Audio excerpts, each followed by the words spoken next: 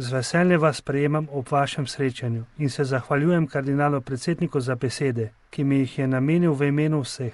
Iz vsega srca se vam hočem zahvaliti za obilno delo te zadnjih let v službi številnim bratom in sestram, migrantom in beguncem, ki trkajo na vrata Evrope v iskanju bolj varnega kraja in bolj dostojnega življenja. S temi besedami je papež Frančišek začel govor narodnim direktorjem za migracije, udeležencem srečanja, ki ga je pripravil Svet Evropskih škofovskih konferenc.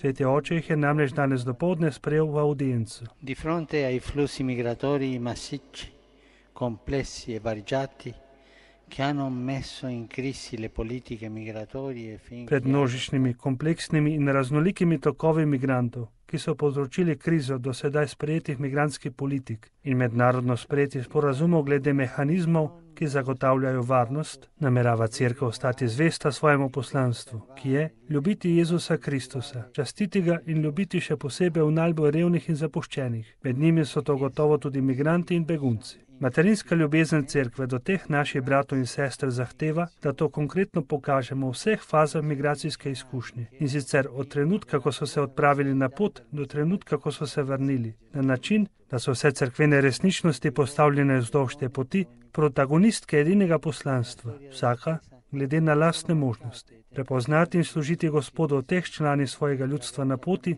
je odgovornost, ki združuje vse delne cerkve v stalen tok koordiniranega in učinkovitega prizadevanja. Dragi bratje in sestre, ne bom vam prikrival svojo zaskrbljenost ob znamenjih nestrpnosti, diskriminacije in sovraštva do tujcev, ki jih je opaziti v različnih evropskih regijah.